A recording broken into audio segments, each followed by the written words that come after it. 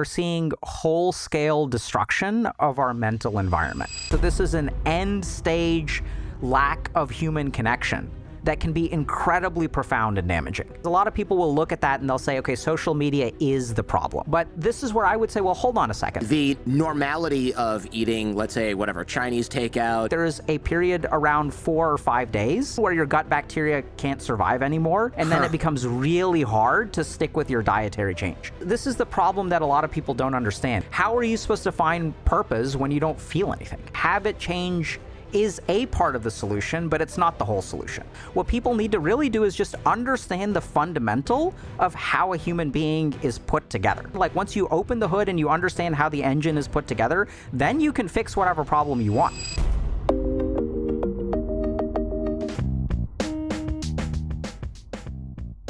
Well, show fans have been telling me to interview you for years, and so here we are finally. It took me a minute to get off the block.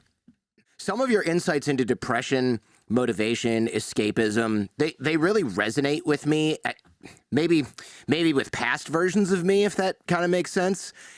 I was never addicted to video games or anything like that, but I think a lot of us, definitely myself included, can obviously relate to lack of purpose, lack of drive, general feeling of not having our proverbial shit together. So maybe that's a good place to start. Sure. So where in that would you like to start, or how should we start? Yeah, I appreciate the clarification there, because it's such a big topic that it's hard to even, this is part of the problem, right? Like guys are sitting around going, okay, I should probably exercise.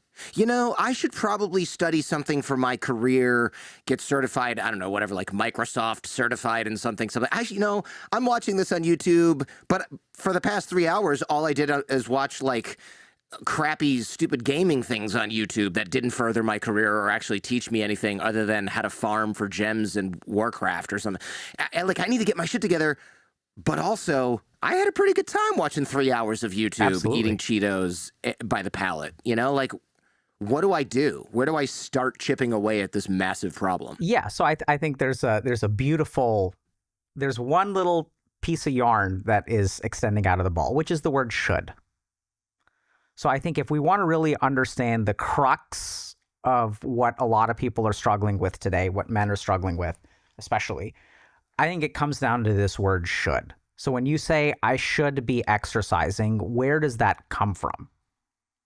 If I'm putting myself in the shoes of a guy who wasn't exercising, which is like 3 years ago, I was just eating Chinese takeout and I was like, I'm too busy. I have kids. It's a pandemic. You know, I was just like, I don't really want to. Yeah. You know, I don't want to do it. My friend started a personal training company, largest chain of gyms in Canada. And he's like, oh my God, pandemic. We got to close. I'm going to go out of business. I'm going to go bankrupt. And so we came up with the idea that he should have them all work online training people. So he gave me free personal training for life, kind of. And I was like, no, thanks.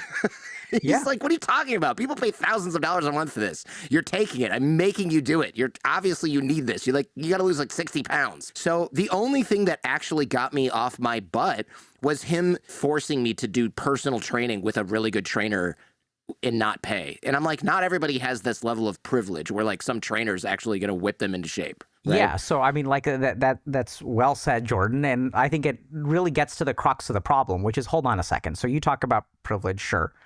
But someone had to offer you tons of stuff for free and also be insistent.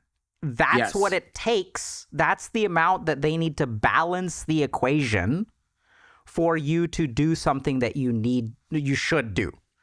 So I think one of the biggest problems, we talk about lack of life purpose, lack of motivation. So one of the biggest mistakes that I think people make is that they view themselves as having a lack of motivation. So if I'm like playing video games for 10 hours a day, I say to myself, I lack motivation. You don't lack motivation. You have an intense amount of motivation to play video games. You have an intense amount of motivation to stay stuck. And if you don't believe that, all you have to do is try to do something else. And what you will find is that you have very powerful motivational drivers to keep you where you are. Can I ask, though, what are the motivational drivers? Because it's not fun being a chubbo who eats Chinese takeout 5 days a week, knows he's not that good looking and could be better and used to be, and has a kid. Like I'll tell, maybe this is a better way to phrase it. I had a 2-year-old boy at the time. I mean, now he's 5, Jaden, and he's I would play with him on the floor, and I would try to get up, and I'd be like, oh, yeah, the grunt. hang on. The dad grunt. And I'm like, I'm 40, and now I'm 44, but I was like, I'm 42. It's a little early for the groaning. Yeah. And it's not just me being like my wife was like, oh, dramatic much? And I was like, no, everything hurts. I don't even know if I can, like, my hips hurt. How do I roll over and get up off this hardwood floor? Like, now I'm on my knees on hardwood. And I really needed this competing motivation. I don't know what the original motivation was, right, to be a schlub. But the competing motivation was, man, this sucks, and I'm probably going to die early because I'm in this condition, and that's pathetic. Yeah, so there's, I mean, you could say that's pathetic. I think it's a reality for most of us. Yeah. So I think there are a couple of different things to look at here. So the first is that when you say like, oh, it's not fun being, and then you talked about eating Chinese takeout, doing this, having a body that is older than your years. But if you sort of stop and think about that, that's like, I don't know if this makes sense, but that's an abstraction, right? That's a constellation of factors where I say to myself, okay, now I'm out of shape. Now I'm eating too much. Now my body hurts. But if you think about the actual moment of eating Chinese takeout, none of those things are true in that moment. Right. No, it's awesome because I'm diving into orange chicken, which is probably not even real Chinese food. It tastes amazing. Yeah. Right. So now here's the problem is that when it comes to your brain is like, oh, there's all these weird, like, hypothetical problems, like dying early. What experience does your brain have of dying of early? Dying? Yes. None. What experience does it have of eating Chinese food?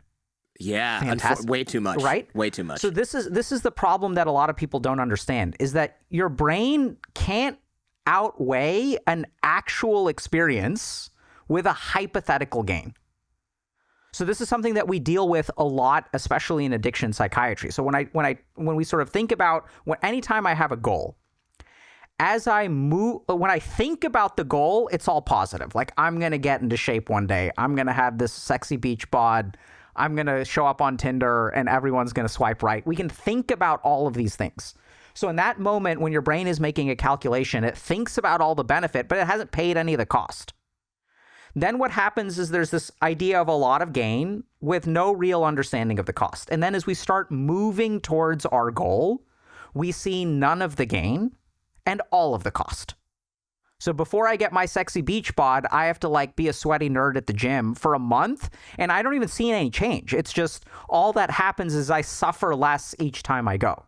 So then our brain is sitting there and thinking, hold on a second, wait a second. I thought we did this to improve our life. This is not improving my life. My life is getting worse. So this is literally how the brain makes calculations. Is it kind of weighs like pros and cons, but it can't weigh some abstract benefit compared to the very real cost that you have to pay in this moment by not eating something that you want to eat, right? That's like a straight cost. You don't gain any life expectancy from one Chinese meal. And then if you go to the gym, it's just suffering.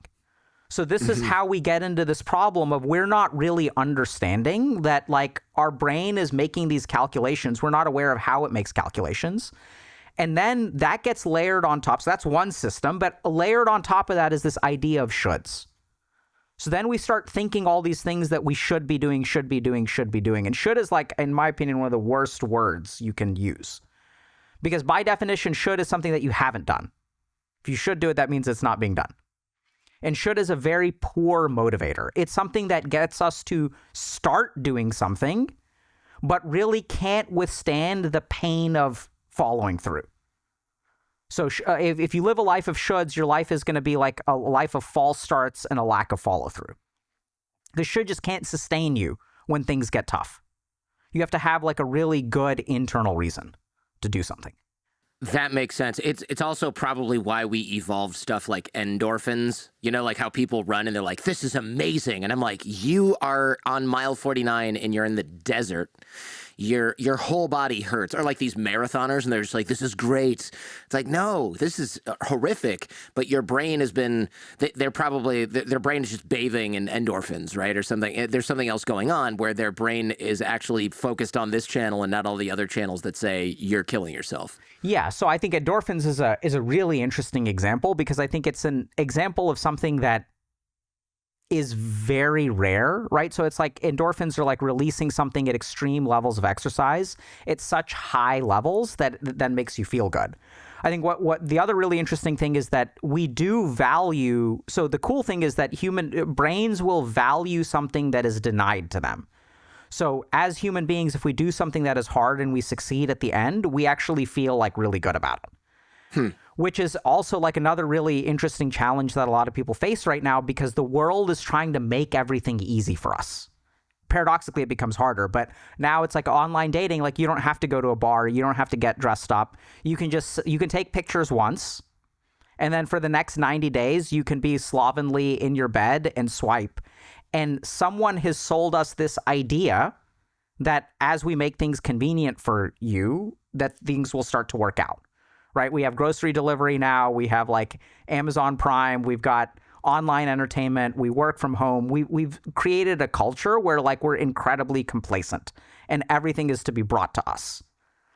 And the really tragic thing about that is the easier we make things on ourselves, the less our brain gets activated to like overcome difficulty.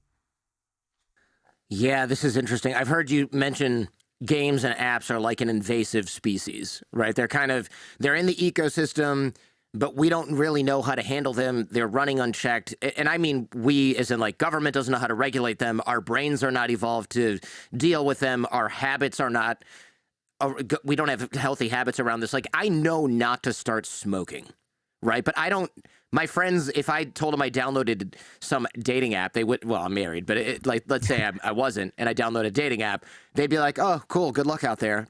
But if I start smoking, my friends are going to be like, what are you doing? Absolutely, man. What are you doing right now? And nobody says that about, DoorDash.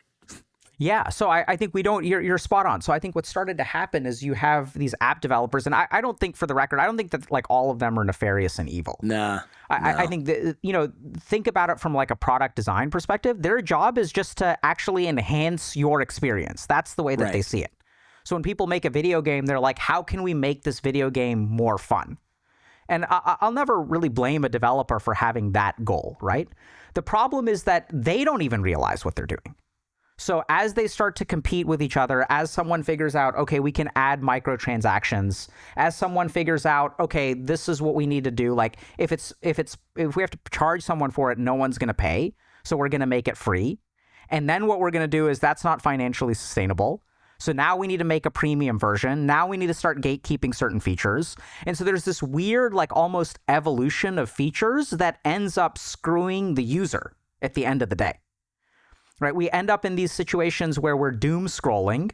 And the reason we doom scroll is because one platform is like, if this person gets bored, they're going to switch to a different app. So we want to prevent them from being bored, and we provide entertainment. So then they make things more and more entertaining, which means that we're stuck on it easier and easier and easier, which then ends up hurting us. And no one is aware, like we're sort of figuring things out now, but this has happened for like 15 years without really anyone paying attention. Can't remember exactly where I was. This is years ago. And I remember we were like on a tour of this like swampy, marshy area. And I saw a pig. And I was like, what the hell is a pig doing here? It's a boar. And I said, I can't believe you have wild pigs here. And they were like, actually, yeah, we do. They're a huge problem. 100 years ago, the Dutch brought them over. And then like a couple of them probably got out, or a boat sank with some pigs on it and they ran onto an island. And now they destroy everything because they dig. And that's like erosion's like the enemy in this swampy, marshy area. And there's nothing we can do. It's like we've killed tens of thousands of these things, and they're hiding in like the jungle, and no one's going to go in there and get them because it's dangerous, right? There's other things in there that'll kill humans. But it's been going for so long that they've just given up on eradicating the pigs. It's not possible. Yeah, so I think that it's a great analogy, because that's what's happening, right? So we're seeing whole-scale destruction of our mental environment. So we're seeing rises in suicide rates. We're seeing difficulties forming relationships. We're seeing increased anxiety, increased depression, body dysmorphia. There's a terrible level of equality that's actually forming right now. Whereas if you look at historically mental illness, it was like divided between men and women for particular diagnoses.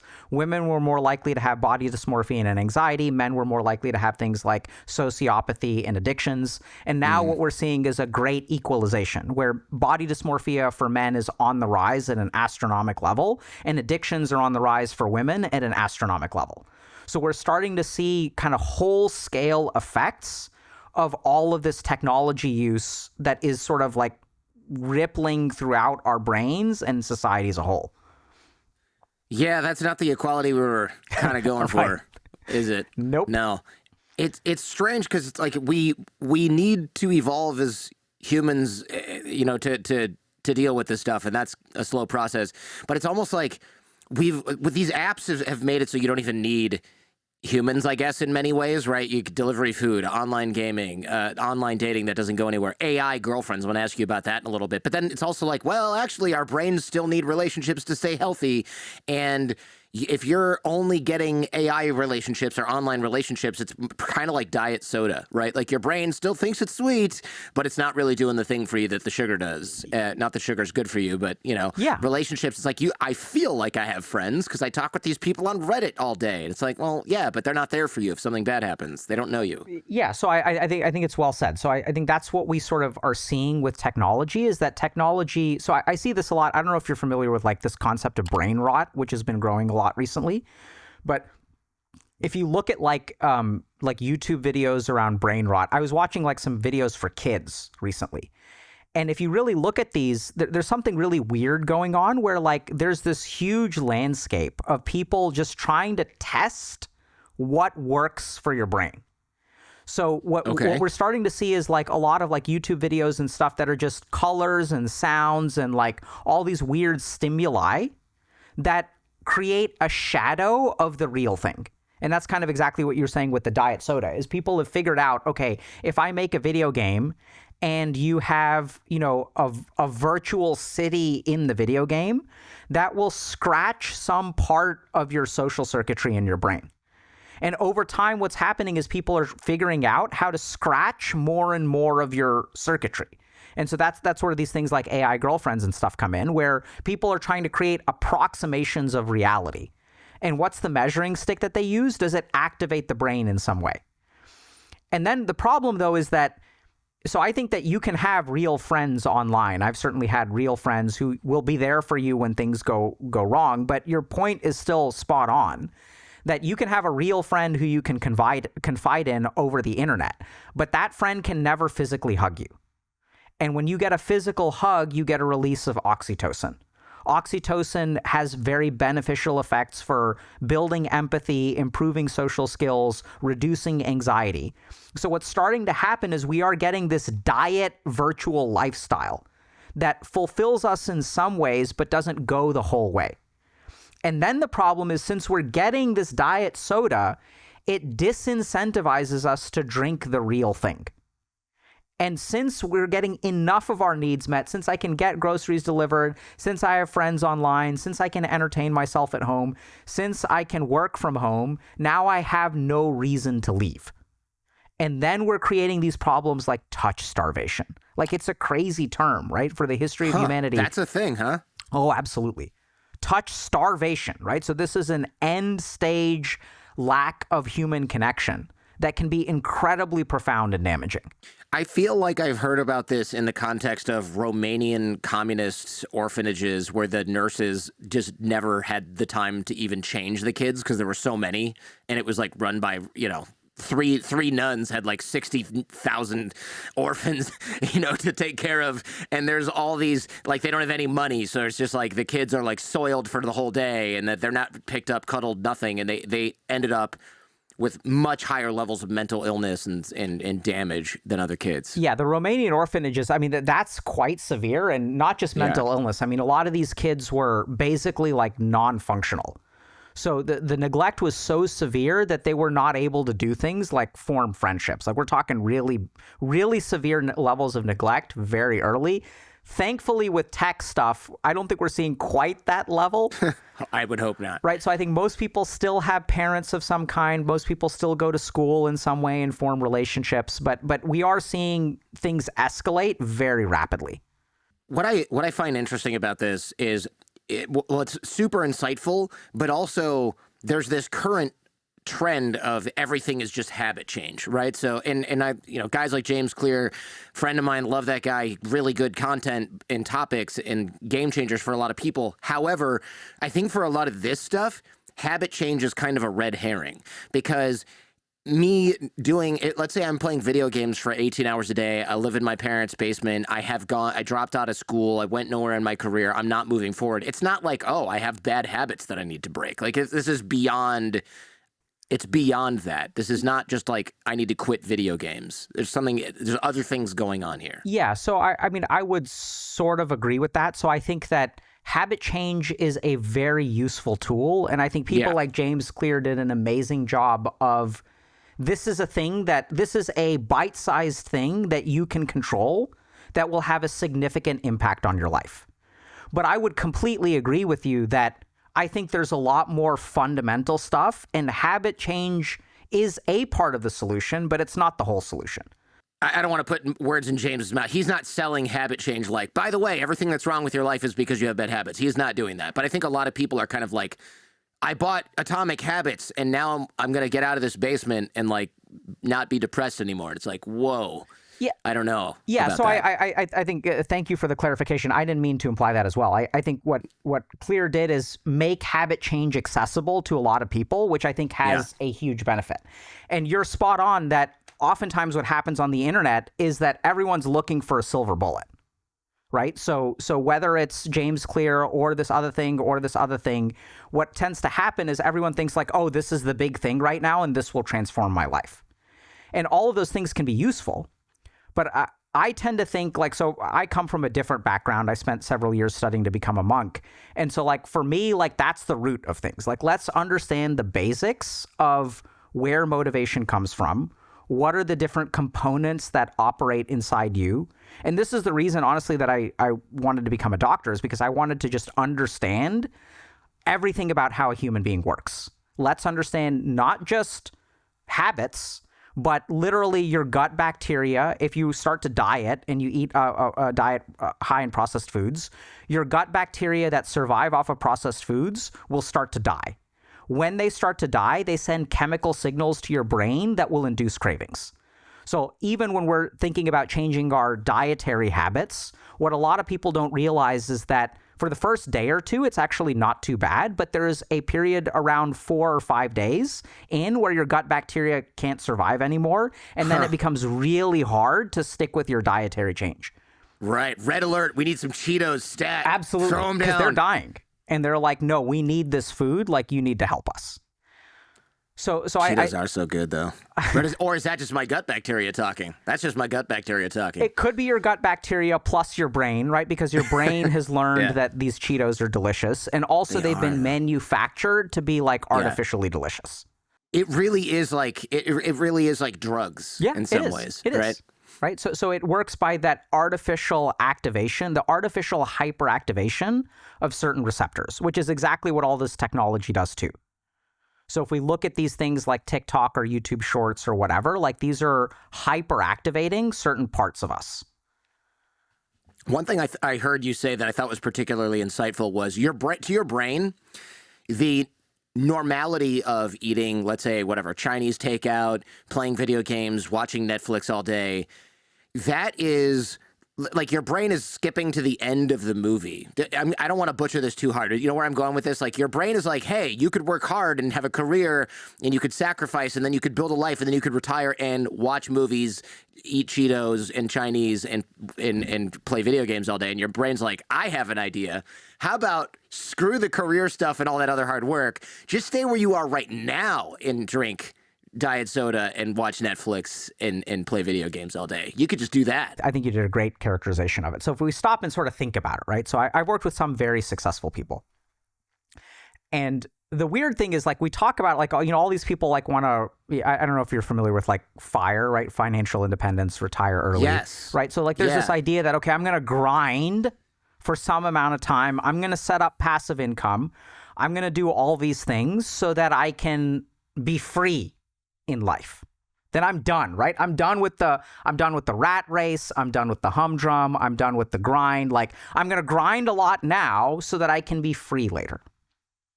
And then I'll ask these people, free for what? What are you going to do with your freedom? I'm going to do what I want. So there's something really dangerous that happens. I've worked with a lot of very successful people, very rich people who are really struggling. And even if you look at like social media and stuff, I think a lot of people have pieced together that some people who are very financially successful are not fundamentally happy. They just don't behave like happy people. And what I tend to find that's really shocking is that once you get all this financial freedom, people are like, oh, I'm going to have sex with a bunch of women, or I'm going to drive a really nice car. I'm going to eat what I want to. And so what they're basically doing is trying to create ultimate material freedom so that they can create ultimate mental bondage. Then I will be a victim to all of my desires. If I have a desire, I'm going to fulfill it. If I want to fly first class, I'm going to do that. If I want an expensive bottle of champagne, then my desires will run wild and there will be no check to my desires. If I want to have sex with someone because I have $1 billion, I'll be able to find someone very sexy to have sex with. And then if I want to do something else, if I want to stay at a palace, I can stay at a palace. And so if you really look at it, what they're really looking for is external freedom for internal bondage. They will become a slave to their desires. And that's why this is what we see. So I've worked with people who are trust fund babies and just really bad addictions. And the reason is because they have no internal control of who they are. And so what happens in our brain is sort of like, we can kind of shortcut that. You don't need a bunch of money to be able to fulfill your desires anymore, because you can get a straight stream of dopamine and eat Cheetos.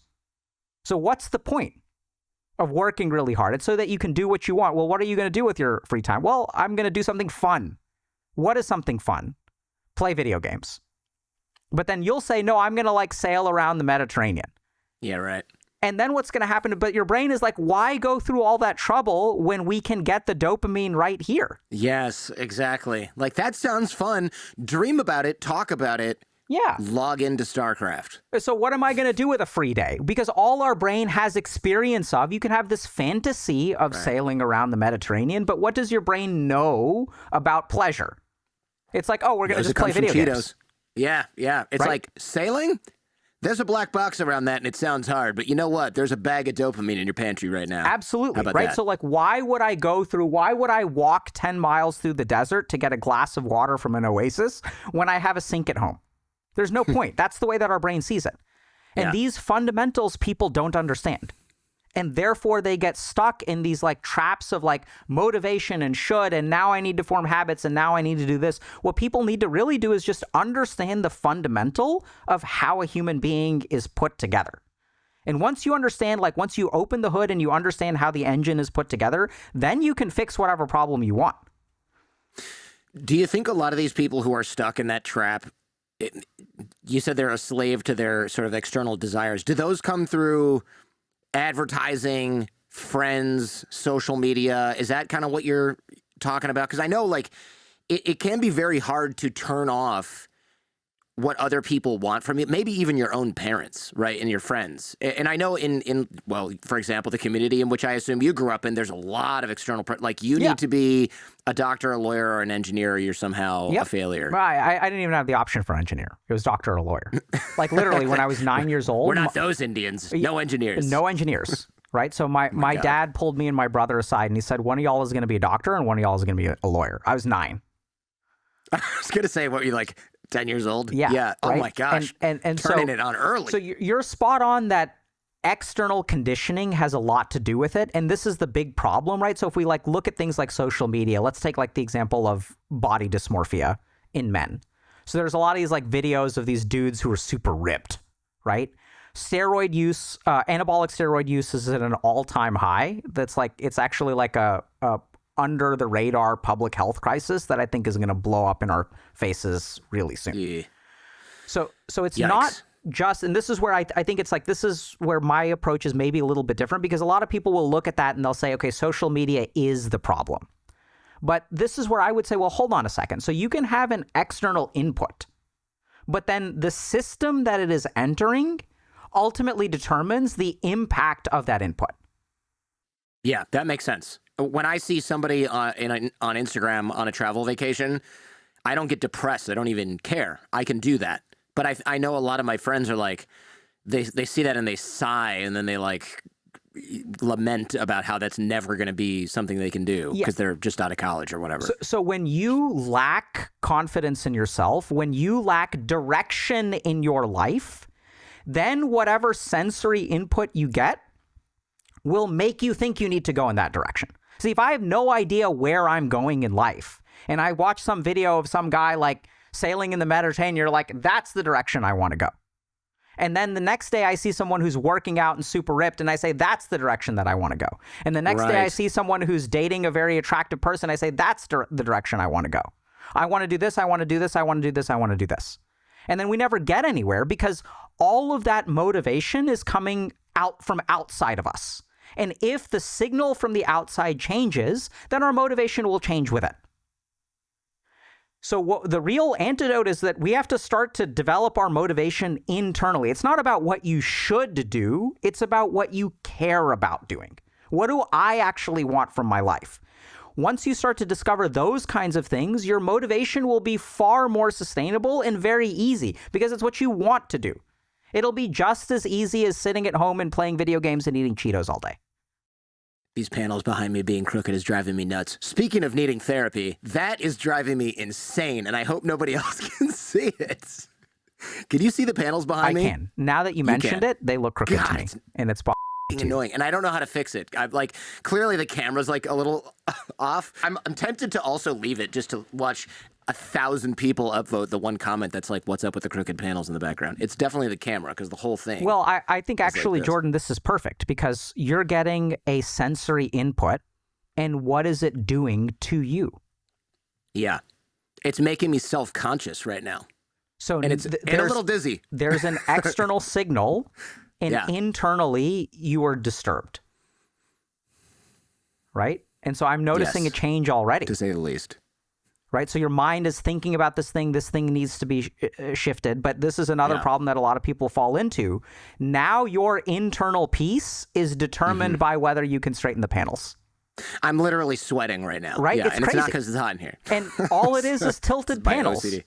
Yep. It's not the panels. It's not even the panels. The camera like moved a slight bit off center, and it's just and now absolutely annoying. You can't concentrate on anything. Lost my mind. Bleep the F-bomb. Right? Chase. And so this is the problem, is we have all this sensory input, but we don't know how to receive the sensory input. We don't know how to modulate the sensory input. And then we fall into another trap, which is that the way that we want to fix things is by tilting the camera, which is fair enough. I'm with you. I'm now it's bothering me too. Yeah, great. But we need to keep in mind that this is where a lot of people like lose control of their life, because if you need the panels to be straight in order for you to be at peace, your peace is now determined by the external world. Does that kind of make sense? It does, and for that reason, I'm going to leave these crooked for the rest of the show. And the other reason is because I have no idea how to straighten the camera without taking a bunch of time and wasting your time, which I'm not going to do. Yes, that was great, and I appreciate that. I was going to edit that out, but now it's like we got to leave that in. Yeah, right. Top comment. What's up with the crooked panels? So just pay attention to when the external world makes you feel a certain way. A lot of us default to changing the external world. Oh, my parents are mad at me because I didn't choose the right topic in college to study. I didn't pick the right major. And so now what I'm going to do to make myself feel better is I'm going to cave to the people around me so that they are happy. And if they are happy, then I'm happy. This is something that especially a lot of men do because we're kind of socialized in this way. Women are socialized in a very similar way, slightly different. But we have to live up to the expectations of other people. This is where the shoulds come from. Yes. And then the problem is that if I have to live up to the expectations of other people for myself to be happy, that means someone manipulative in my life will figure out that if I can be unhappy towards this person, I can control their behavior. Huge. That's interesting. Open door Bosses, for manipulation. Parents, Bosses, spouses. parents, girlfriends, boyfriends, friends, right?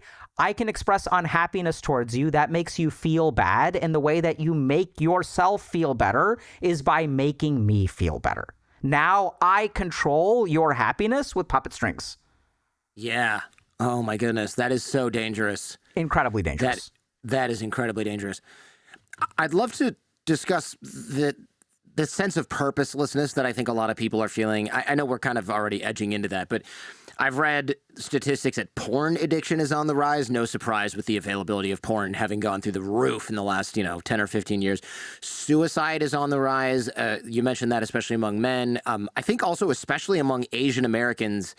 This is horrifying because that means if you're like 18 to 24, the most dangerous thing in your life isn't even your car anymore. It's yourself. Yeah, so that's for Asians, right? So Asians are raised to be very risk averse, so they're less likely to have accidents as a cause of death, which then so their accident rate is lower and they're more dangerous to themselves. So it is, I think, maybe the leading cause of death in Asian Americans aged 18 to 24. There are a couple of other things that go into that, including the inability to get help. So there's a culture that really doesn't focus on mental illness. Doesn't really focus on, they really are like externally motivated. So like if you're getting straight A's, you should be happy. And so the one of the biggest one of the most damaging things you can do to someone is tell someone that they should be happy because of a particular circumstance. Right now, it's their fault that they are unhappy. So this becomes their burden once again. You should be happy. Whereas if the right move is to really ask yourself, if you have every reason to be happy and you're still not happy, the question is why, right? If you really want to become happy, it's not people bludgeoning you and telling you, hey, you should be happy. Someone told me 10,000 times that I should be happy. It doesn't make me happy. The question is to ask myself, why am I not happy? Yeah, it makes me feel worse, actually, because it's like, well, I'm supposed to feel happy? If you told me I was supposed to feel crappy, like in law school, first year is horrible, and everyone's like, it's supposed to be miserable. Then it ends. And you're like, okay, so when it's miserable, you go, everyone's miserable, it's supposed to be miserable. It's much better than somebody being like, wait, you're not having the best time of your life? Everyone else is having a great time. Yeah. You're the only one that's miserable. Something's wrong with you, man. So I think we see that very clearly right now, where a lot of people believe they should be happy. And that's, once again, because we're fed this sensory diet of, oh, if I like have this particular shirt or have this particular bag, ha ha ha, I'm so happy. Right? If you look at like beer commercials, it's people who are incredibly in shape socializing at the beach. That's not, if you go to a grocery store and you watch who's buying beer, it's not models at the beach, right? No, generally not. And yeah, so this is a huge problem. And you kind of mentioned purpose. So like, let's talk about that for a second. So I think what happens when we get bombarded with this sensory information is we externalize our attention. We don't pay attention to our internal signals. And then what happens is it's a war for senses. So whoever can convince us that their product will bring us the most happiness, that's what we end up chasing. So we have these very sophisticated marketing tactics, advertising tactics, where everyone says, oh, by the way, you're unhappy, buy this thing and it'll make you happy. But it doesn't matter who wins. You as the user will lose because you're not paying attention to yourself. So we're seeing a whole-scale externalization of our attention. And the more we disconnect from ourselves, the harder it is to find purpose, because the world can't tell you what your purpose is. You have to figure out what your purpose is. And that happens primarily through introspection. I guess if getting purpose externally worked, then tiger parents, whatever the Indian version of that or the white person version of that, that would work really well. But it doesn't. But it doesn't. Yeah. Right? So we don't know what we want. There's also like another really interesting neuroscientific angle here, which is that if you look at technology usage, the other thing that technology usage tends to do is numb our emotions. Not just our bad emotions, our good emotions as well. And once we start numbing our emotions, we don't know what we feel. And so when I lose my internal compass because I become numb internally, how are you supposed to find purpose when you don't feel anything? Right? Then the cycle repeats because now I don't know what to do. Now I'm not motivated. Let me go watch this motivational guru. And then the motivational guru will give me the answers. I feel like I might be talking about something separate here, so stop me if I am. But a friend of mine who I grew up with, who I saw recently, reminded me of this. He's like, "You're doing exactly what you wanted to do as a kid." And I'm like, "What are you talking about?" And he's like, you're talking on, I mean, it's not the radio, it's the modern equivalent." And I was like, "Oh yeah." And he reminded me of how we used to build FM transmitters in the basement and got plans and went to Radio Shack, which doesn't exist anymore, and soldered the thing together and put an illegal antenna on it that we fished out of someone's garbage. And then it was like decades went by, or a decade at least went by, decade and a half. And I became an attorney of all things, right? Mm-hmm. And my friend was like, "I never saw that coming." And I'm thinking, I never wanted to do that. Yep. What happened? And when I started doing the podcast, I was like, this is awesome. And then reminded me that I always wanted to do this kind of thing, but the signals had been so drowned out by, you can't make money doing that. That's not a real job. That's something 1 in a million people get the chance to do that, yada, yada. I forgot about it. Not I put it aside. I literally forgot about it, forgot it even existed. Yeah, I think it's a very common experience. I like the phrase drowned out. I think it's a beautiful way to describe what is happening to a generation of people. Our own internal signals are getting drowned out by everyone, including the boomer generation, telling us, hey, like, you should be doing this, you should be doing this. Right. So what's going on right now, like at least in the United States and parts of Europe as well, is we were all sold in the U.S. on this dream that, okay, if you go to college, you'll get a good job. If you get a good job, you'll be able to afford a house. You'll be able to get married. Right. And this was the dream that we were sold. But something happened along the way where now people who go to college are saddled with a bunch of debt. The wage has, relatively speaking, decreased compared to things like home prices. So you have a generation of people, I think 50% of people under the age of 30 are now living with their parents who are adults. That's terrifying, man. That's the pressure. The pressure is real. I'll never forget. I wrote a letter of recommendation to Michigan Law for this Korean kid who I knew, who said his mom literally told him, "I'm going to kill myself if you don't get into this school." Imagine the pressure, this insanely unreasonable pressure. And then he didn't get in. I'm pretty sure she didn't actually kill herself as a result. But like, I too would live in my parents' basement if I thought I was an abject failure because I didn't get into like Harvard Medical School, and that was their dream for me since I was a little kid, even though that is patently unfair. Yeah, absolutely. Right. And that's what happens is we get drowned out by this external pressure. It's not just parents. So sometimes you have parents that are supportive, sometimes you don't. But we have a pretty uniform pressure from social media to be a particular way, to be rich, to be successful, to be, 6 figures, 6 feet, and at least a 6-inch dick if you're a dude. There's the female equivalent of like no thigh gap. Thigh gap. Oh, man. And having no thigh gap is like the worst thing on the planet. And so women are taught this kind of stuff too. And so we're all being taught like, hey, you should be this way. And at the same time, all of these technologies are numbing our internal signals. And then we get confused why there's a lack of purpose. Right? The lack of purpose comes from an inability to connect with yourself and being drowned out. And so the really interesting thing is, even if you look at some of these things like pornography addiction, so one of the top variables that correlates with pornography addiction is a sense of meaninglessness in life. It's crazy. Like people who have no direction in life basically like don't have anything else to do except for jerk off. And so they just watch a bunch of pornography. That's crazy. What? By the way, I'm sorry I'm hung up on this. 6 feet, 6 figures, 6 inches. Yeah. Or 6 feet, 6 inches, 6 figures. But I'm sorry, I don't know why I'm hooked on. I'm short by 2 inches, and I'll let everybody guess what I mean by that. So, yeah, right. I should just stop talking. No. So it's funny. The interesting thing is, if you want to talk science there for a second.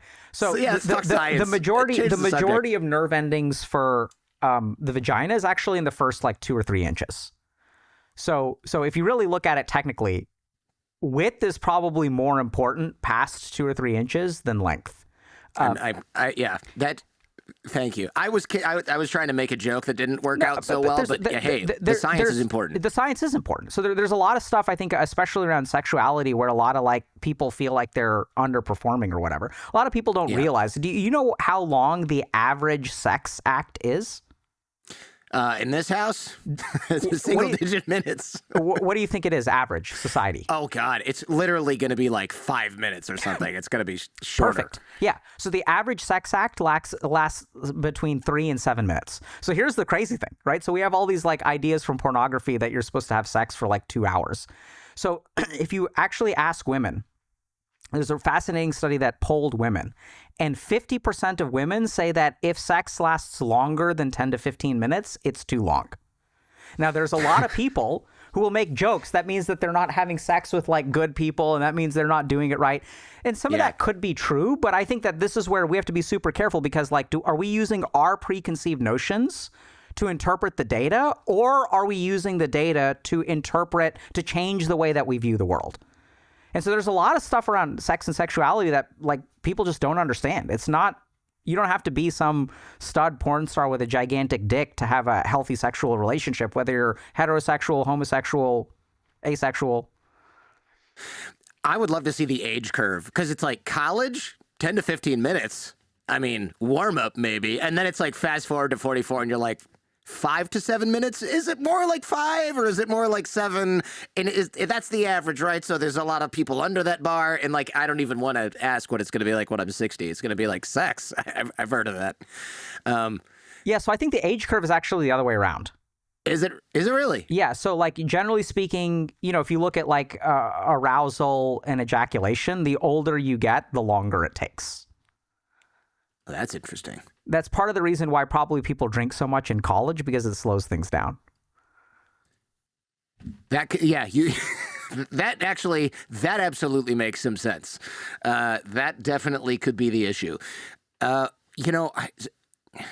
want to be conscious of time here. I want to talk about emotion, especially emotion among men, because we really don't allow men to have that many emotions in society. I'm tempted to say we don't allow men to suffer, but I feel, is that something I've heard from you? Because I feel like that's so. I'll give you all kind of like a really classic example that I've started to use that a lot of people don't like. So we tend to have this view in society that all emotions are okay, right? So sadness is okay. It's okay to feel sadness. It's okay to feel fear. It's okay to feel anger. And it's not just that men aren't allowed to feel emotions. It's that generally speaking, we have different kinds of biases for men and women in the amount of emotions they're allowed to feel. So if a woman, for example, gets angry, she's called a bitch. Like she's like, so if you look at like the way that people will judge a woman who expresses anger in the workplace, it's very, very, very negative. So women are allowed to cry. That's like socially acceptable, but they're not allowed to feel angry. Oftentimes they're not allowed to feel shame. They're not allowed to be anything but happy, buoyant, and supportive. So it's not just a problem for men. It's just the problem manifests in different ways. But for men, absolutely, there are huge emotional problems. So the first of these is that we say that men are not allowed to feel emotions. Then people will counter this and they'll say, okay, but like men are allowed to cry. Like it's okay to cry. I let men cry and I'm very supportive around that. Okay, hold on a second. But what about anger? Is it okay for a man to get angry? Is it okay for a man to yell? Well, now suddenly this is an emotion, right? And we're allowed to feel our emotions except for anger. Because with the moment that you become an angry man, if you start yelling as a man, you're a threat. You're a danger. So now suddenly men are not allowed to feel anger. The big irony is that this is the only emotion that we are conditioned to feel. So I was going to say, anger is one of the most common emotions that, like, my dad basically has two emotions, happy and angry, and it's like he gets frustrated or sad, it just turns into anger. Like he doesn't even have the other channels, right? They're just all blended into the anger channel. So anger and frustration become umbrella emotions for men, where we're not we're not socialized to cry or feel shame, right? So if men are told like, hey, I'm ashamed of myself or I'm scared of something, what we'll do is offer something called instrumental support. So if you're afraid of something as a boy, what people around you, men and women, will do is they'll tell you to go conquer your fear. So you're not allowed to feel fear. The goal is to get rid of fear. And then in some ways, we're conditioned to feel anger. Like you said, your dad was angry all the time. So you as a boy were like, okay, this is okay to do. But you didn't see your dad cry, so that's not okay. And then also, like as dudes, like we get pissed, right? That's socially acceptable to get pissed. So something subtle happens where we're conditioned to feel basically only anger and all of the other emotions are suppressed. And then once we become adults, especially in the current day and age, which I don't think is bad. Like, I don't think like a lot of what's happening here is bad. I think we just need to understand what the changes are and adapt. It's not that something is good or something is bad. That's kind of my philosophy. So now we have a really interesting scenario, because sometimes I'll see this scenario where, let's say that there are two people in a relationship and they are having some kind of disagreement. One of the people is sad and the other one is angry. In this situation, do we treat both of these people as the same? Do we say that you're allowed to feel anger and you're allowed to feel sadness? Or if you see a man yelling and a woman crying, do we place a value judgment on that and we say one person is bad and one person is good? Interesting. Now, anyone who's listening to that, like 90+% of people will say if one person is yelling and the other person is crying, one person is the aggressor and the other person is the victim. Yeah.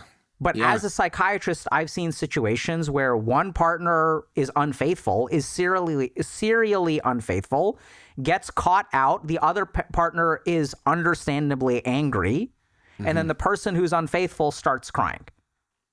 And in that scenario, is it okay to be angry and okay to cry? So this is where there's like, when the rubber hits the road on a lot of these like emotional situations, men really struggle. Women struggle too. I'm not saying that they struggle more than women or less than women. I don't think those comparative statements are useful. The challenges that women face are different. Because for a lot of women, the reason that they're afraid of angry men and they view angry men as aggressors is because their experience of men is angry aggression. That anger correlates with aggression. That anger correlates with abuse. I think something like 1 out of 3 women is like sexually assaulted. Jeez. Right? So the numbers are staggering. That is horrifying. And a lot of dudes just don't understand this because we're not sexually assaulted quite as frequently, but there's a whole other problem of when we are sexually assaulted, it's okay to sexually assault a dude, right? Right. But so there's all kinds of challenges. And so what happens with men is, as we're not allowed to feel these emotions, this is what's really important to understand. Just because you don't feel an emotion doesn't mean that the emotion isn't existing and isn't acting. You're just numb to it. There's a big difference between, having the lights off and having your house flooded and the lights on and having your house flooded. House is flooded either way. It's just whether you see it or not. So then what happens is we have a lot of emotional suppression, and then these emotions then do things like impact our motivation. This is why it's hard for me to stop eating Cheetos and leave the house, because I have so much subsurface emotion that is keeping me here. And if you talk to these people and you ask them, why don't you leave the house? They will say, what's the point? I tried leaving the house. It didn't work. I talked to someone today who applied for 300 jobs and got like 1 interview. Oh, God, that's right. Super demoralizing. People who will like be on Tinder for 2 years and get like 4 matches, and they'll go through thousands of people a year. And so if you kind of look at that, someone will say, okay, this is logical. This is why I don't leave the house. But if you really pay attention to that, there's emotion underneath that's driving that logic. They feel hopeless. And this can become a self-fulfilling prophecy. Because every once in a while, if I muster up the courage to leave the house, but I'm not optimistic, if I'm not optimistic about my ability to enter into a healthy relationship and that I can be a loving partner, it's going to sabotage my dating for sure. And at the root of this is all this subsurface emotion that is sabotaging people's lives, and they don't even realize it. You must have seen, you must see some pretty heartbreaking things as a therapist. Applying to 300 jobs and getting 1 interview is bad, but I can imagine that's just like the tip of the iceberg. Do you talk with a lot of incel type guys, or like the toxically masculine guys who front all the time? Yeah, absolutely. So I love working. Does that always start with trauma? I don't always is a tricky term when it comes to science, but I'd say most of the time, yes. So if you look at a lot of like, it's not just trauma. So yeah, but I think it's fair to say. So I would say that, 80 to 90% of people who are on the red pill incel spectrum that I've worked with, and I love working with these people, by the way, it's like incredibly gratifying work. And I think one of the biggest mistakes that we make in society is that we depending on what your demographic is, if you are a criminal in some way, sometimes society will judge you and will punish you for it. Sometimes we'll say like, oh, this person needs help, right? So when someone like steals a lot, thankfully, a large portion of society has realized that this person needs help more than punishment. The interesting thing is that the incels are so good at being assholes that no one wants to help them. Yeah. But what they need more than anything else is help. They are this way because they've been rejected time and time and time again. They're absolutely responsible because there are lots of decisions that they've made, but the world hasn't been very kind to them. And it usually does start with trauma. So it starts with something like, getting made fun of, being attracted to a girl, having a bad breakup, having someone make fun of you. And then once that seed of trauma starts, then there's a real problem because there's this vicious cycle where they amplify all kinds of like benign or neutral things to feel really negative. But anyway, there's weird kinds of cognitive biases. But I'd say, yeah, like a lot of times it starts with trauma. And then what happens is just like the physical body, when I get traumatized by something, I form a callus.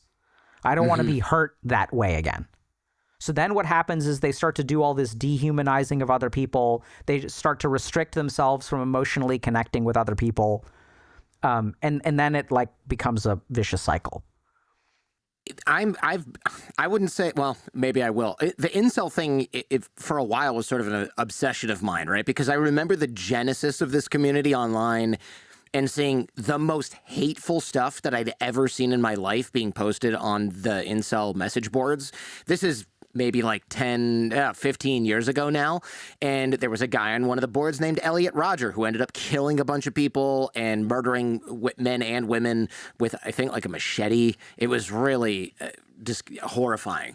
And I remember just the very beginning of that because I was doing this dating coach thing back in the day. And these guys would all sort of gravitate towards that. Like, these guys can help us meet women. And then they realized a lot of the people in the dating coach industry are just like shameless grifters or information marketers that were like not able to do anything. Yeah. Or like you get a normal guy and you're like, yeah, I can teach you how to talk to girls. But what's that? The pickup artist community. Yes. And then you get a normal guy and you can teach him how to talk to women. But then you get a guy who's like really, really far behind, and you go, oh gosh, I can't really do anything for this person. They need therapy, not like practice at bars because they're shy and they grew up a certain way, right? It's like a whole different animal. So there's a lot of anger that came out of this, and it started to get aimed at women. Mm-hmm. And that was really disturbing to see. It was really, it still is. Yeah, so I mean, I think that there's a lot of bad stuff in the incel world for sure. And I think what we're starting to see is like this phenomenon. There's a lot of literature on this, on online radicalization.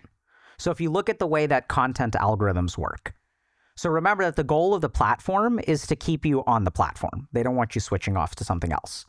And so if we look at the human brain has this very simple principle of tolerance. So if I see one cute cat video, in order for me to get the same dopaminergic release, I need to see a cuter cat. So over time, I need like more intense stimuli to get to the same dopaminergic impulse. So we see this tolerance even with something like alcohol, right? So 2 beers is enough to get me drunk while I'm a lightweight. And then over time, I need 6 beers to get drunk. I need 8 beers to get drunk. The brain works the same way. It's all the same receptors, GABA receptors in the brain for alcohol. And so, actually, it's different receptors, but same basic biological principle. And so what happens with incels is that they start to join these communities. And there's a really scary thing that happens because as they start voicing some of these things, they get banned.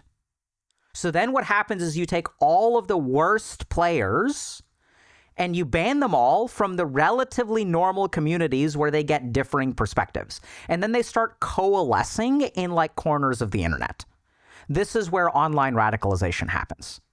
And furthermore, this is driven by some of the platforms too. I don't think that they like intentionally do this, but this is just their platform is like, we want to do whatever keeps people engaged.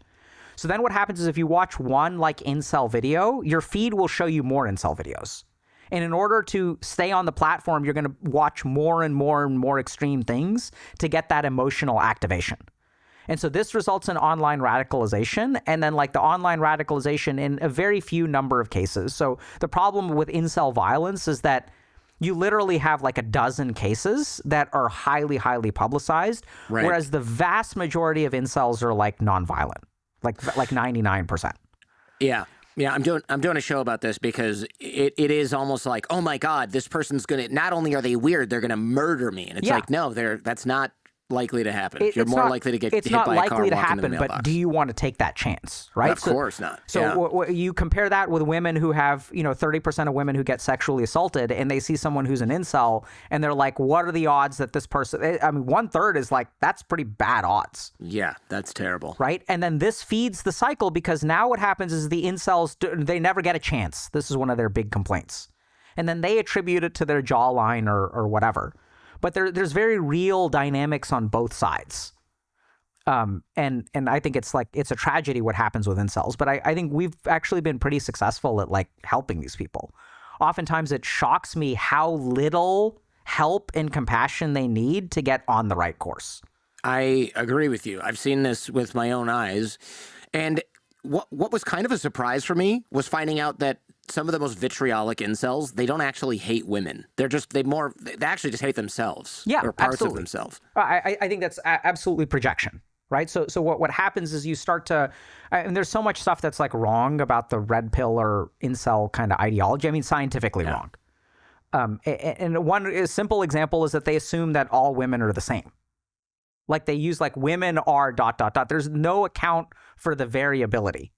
Right. And working as a psychiatrist, you can look at tons of research on attachment style, sexuality, motivation. Like human beings are highly individual. And so you can't judge a race of women based on the actions of one woman. Like that's just not fair. So there's some fundamentals there that are really like off. And then there's another challenge, which is that they don't have any experience. And if they have no experience, they have nothing to counteract this like online vitriol.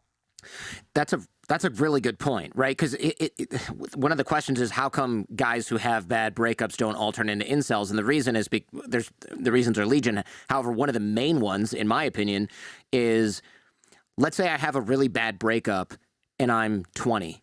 Well, what if I had 3 other relationships with really great girls before that were super nice, we're still friends, it wasn't a big deal. One, I just moved away. The other one was college, and we ended up getting jobs, and then I date some crazy, horrible person in my early 20s. It's like, wow, well, that, I might have a little trauma associated with it, but I'm not immediately going to throw everybody into one bucket. Yeah.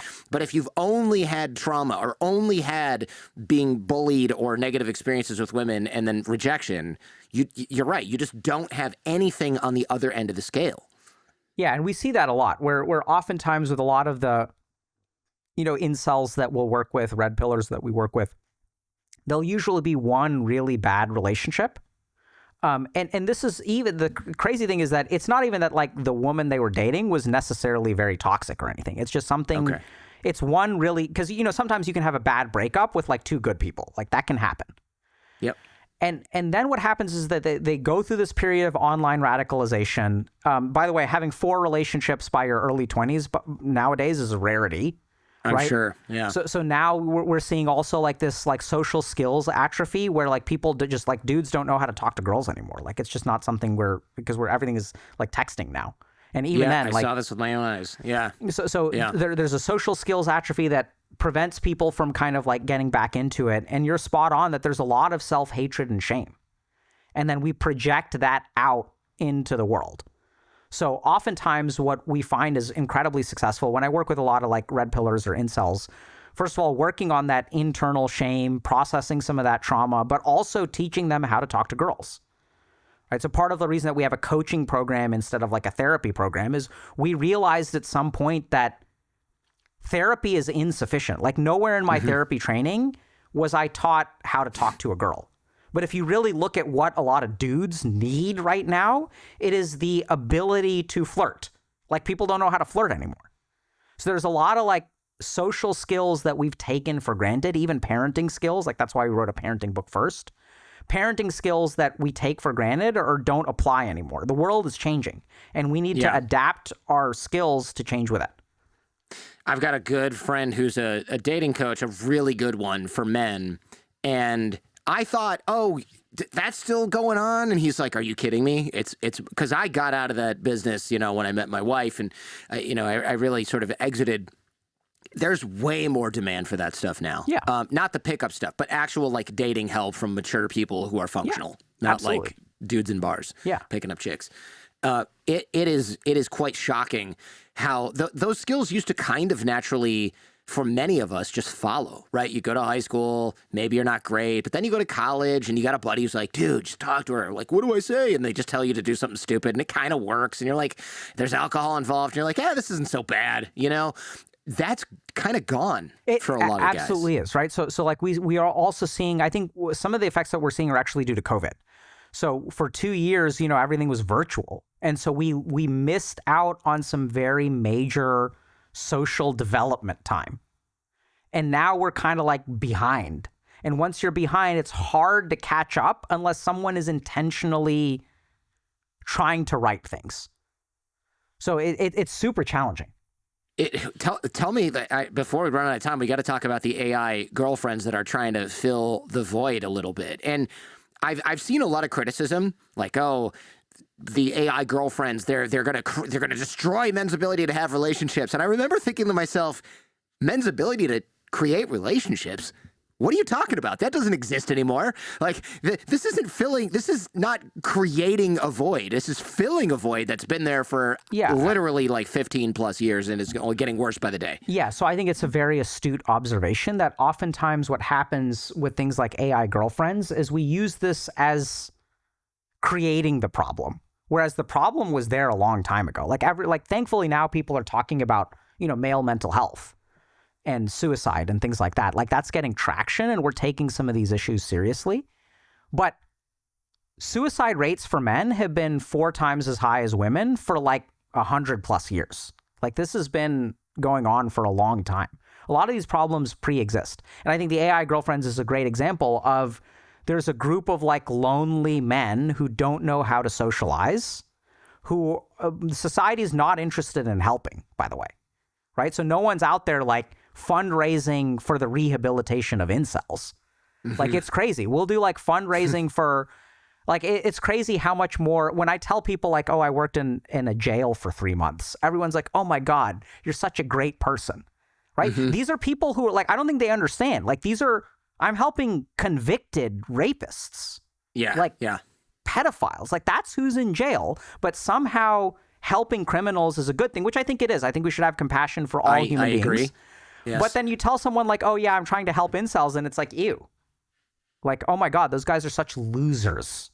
So there's this moral judgment that we place on these people, and they're struggling a lot. And I think the AI girlfriends, same thing is going to happen. They're going to get more sophisticated.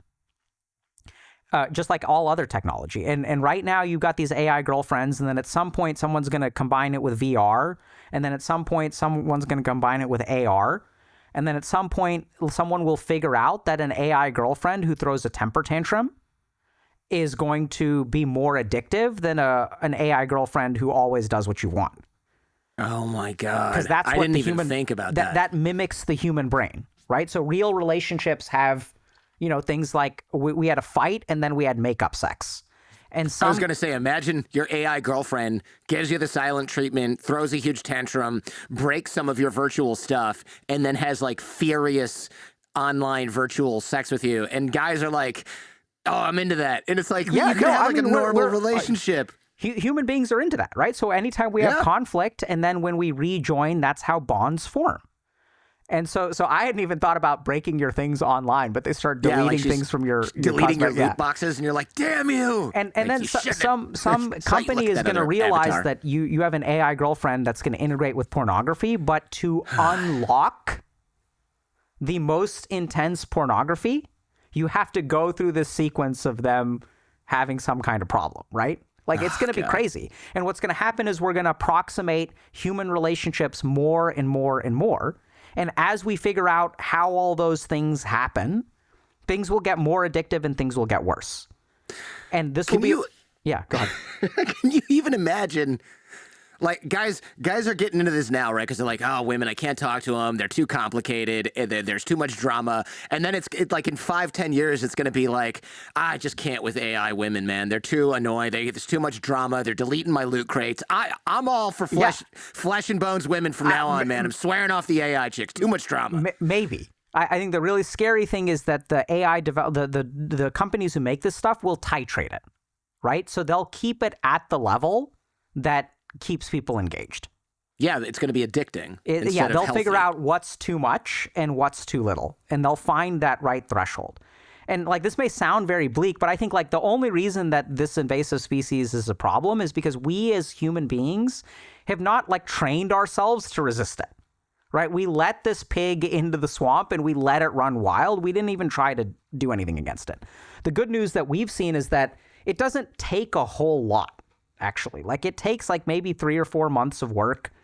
There's some evidence that even watching our YouTube channel like improves like some mental health outcomes by about 10%.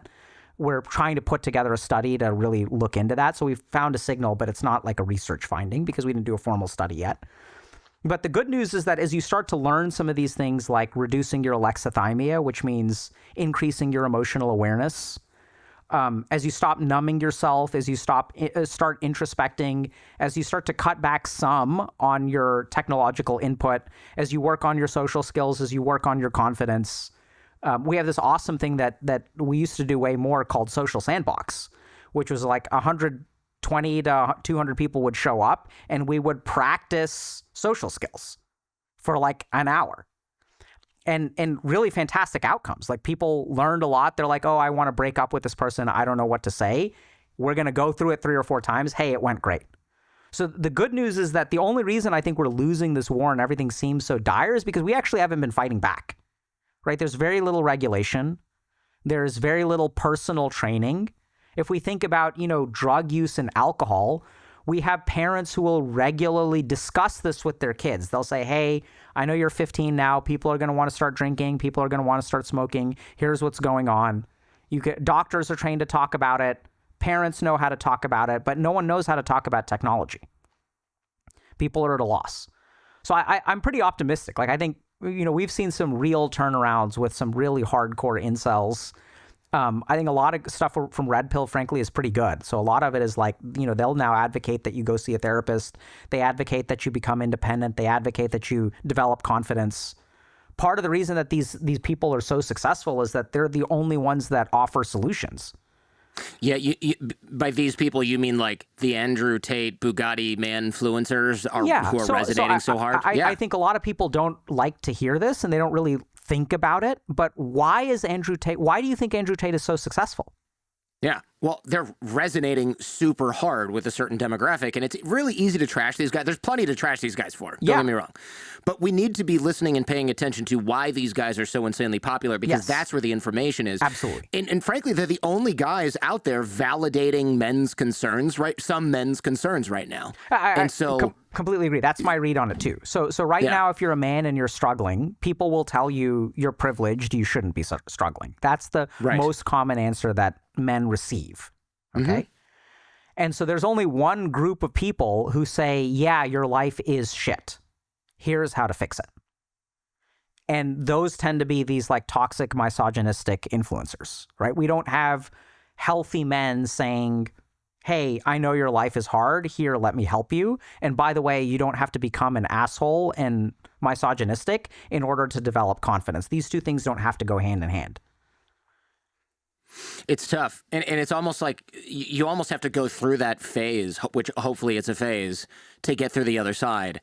Look, I would love also if it didn't involve being super gross and aggro for no reason. But if you think about it, it's almost like just dudes hitting puberty, the emotional part of puberty really late. in the game. Like if a 13-year-old's like, yeah, bitches, this and that, you're just like roll your eyes and you're like, oh, hormones. You check your watch. You're like, it's another 2 years. But when someone's 25 and is doing that, you're like, I don't want to be around this person. But it's not necessarily... It's almost like they're just going through that phase late, and it's cringy and it's horrible, but it's horrible for everybody, especially them. Yeah, absolutely. And I think another thing that we're kind of seeing is a lack of male leadership. So if you look at, like, there's a really famous study on elephants where if you look at like adolescent elephants who are delinquents, the number one thing that leads to adolescent elephants being delinquents and like doing things like even sexual assault and all this kind of stuff is Really? the absence of a dominant male elephant in the tribe.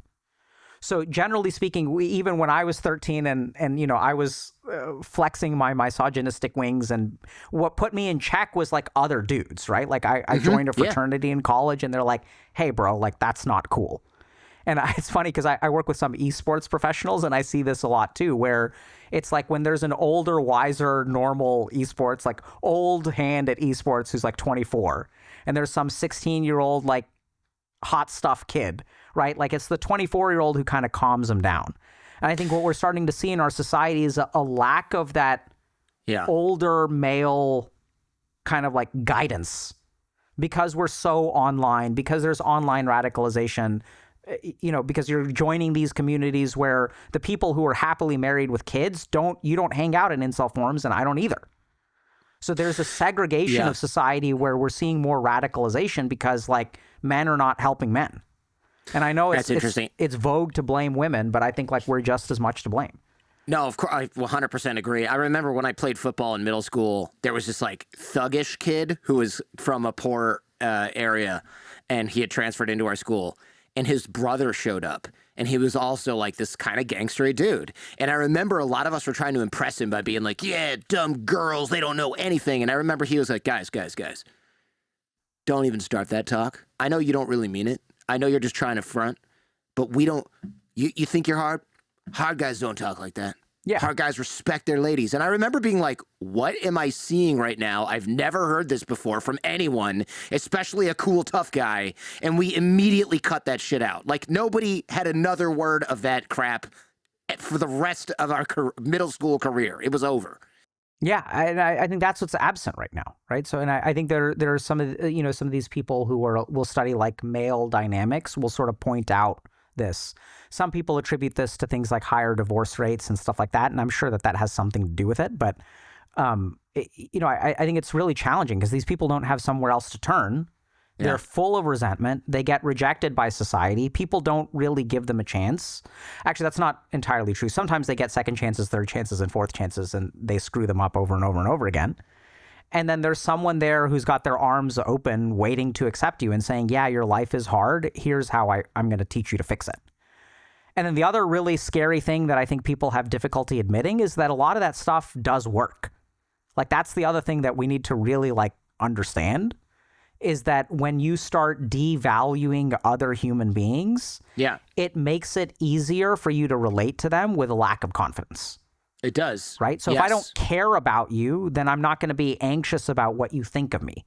So it's a very, very toxic solution, but it is a solution.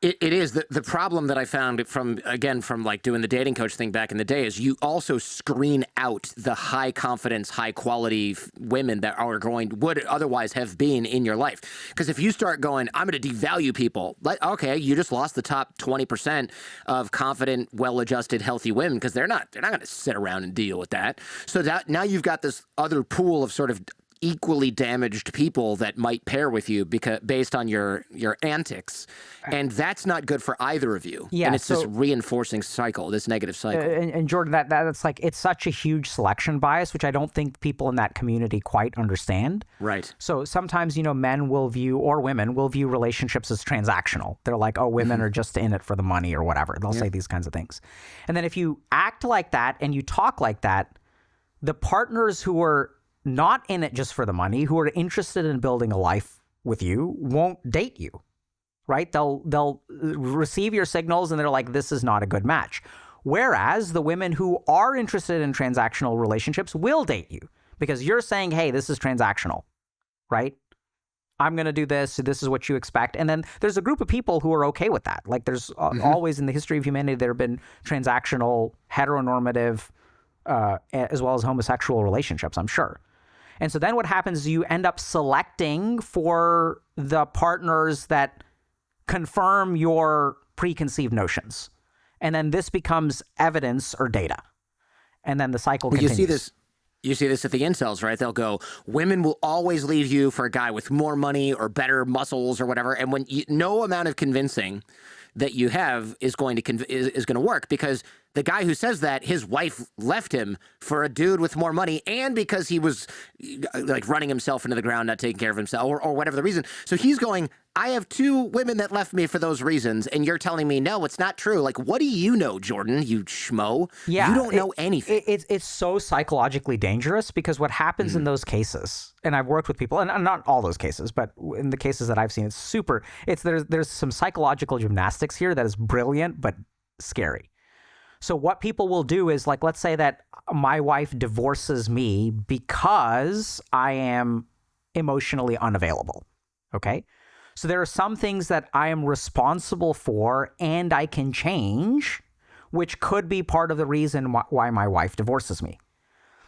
But the moment that I say she left me for someone who makes more money, it removes my responsibility from the equation. Right. That's always what women do. Oh, this is an act of nature. This is the way the world is. This is like gravity. And so I am not to blame. I am not responsible. This is the way that women are. She met someone who makes more money than I do, right? That's why she left. So I zero in on all of the things that are outside of my control, therefore absolving myself of responsibility and doing the work to change. It's super but scary. The problem is, if you don't know you're doing that, you are stuck. Yeah, that's what happens, right? That's why there's 2 divorces. That's literally what happens, and that's why these people need help. And that's very true, not just of these kinds of people. I mean, 80% of my patients are doing something psychologically that they're not aware of. And it's our job as a society, either as medical professionals or through education or through books or podcasts or whatever, to help people open their eyes and improve their lives. You can't expect someone to do it on their own. Dr. K, there's so much more we could discuss. I think I got through like half my notes. I want to have you back sometime. Thankfully, we covered AI girlfriends in part, but we didn't talk about screen time. And as a parent of young kids, I'm like, oh my God, they're going to brain rot from Coco Melon or whatever. And there's it's talk therapy. There's a backlash against that. I'd love to get your thoughts on that. So that's all for next time. But man, thank you so much for doing the show. We'll link to your book, How to Raise a Healthy Gamer, in the show notes as well. We didn't even touch on a lot of the notes I had on that. But that's a good sign, man. You know, when we could have talked for 4 hours instead of 90 minutes. Yeah. That's always chef's kiss. Yeah, thank you so much, Jordan. It was an absolute pleasure being here. And, you know, for people in your audience who are young parents, we instill a lot of this philosophy around understanding and fostering independence in how to raise a healthy gamer. And if y'all want some of these like social skills, so like I think some of my, people like a lot of the interviews that I do. And what we've really done is translate my communication techniques into that book. Now, it's framed for parents, but we've gotten a lot of really positive feedback from people who just want to learn how to be better at relationships and communicating, that a lot of the stuff in there is incredibly helpful. So check it out if y'all are interested in raising your kids to be healthy gamers or learning how to be a better communicator. Thank you, Dr. K. Thank you so much, Jordan. Thank you for checking out this entire episode on YouTube. If you want to follow up on this topic, check out our podcast feed or visit us on our website at jordanharbinger.com, where you can learn more about our guest and dive even deeper into what we discussed today. And remember, YouTube only has about a quarter of the episodes that we release here on the Jordan Harbinger Show audio feed. Any podcast app should have us. Check out the links in the description where you'll find access to all of our shows that don't appear on YouTube, such as Skeptical Sunday, where we debunk topics like crystal healing, GMOs, conspiracy theories, homeopathy, tipping, and even lawns to find out if they're backed by science and or logic. Also, our Feedback Friday episodes, where we help people escape from cults, get raises at work, and take all manner of questions from you, the audience, and some of that stuff is dicey. Every episode of the Jordan Harbinger Show has something useful that you can take away and apply in your own life and help you navigate what I know can often seem like the overwhelming and paralyzing challenges of modern life. Thank you for watching, and remember to like, comment, and subscribe.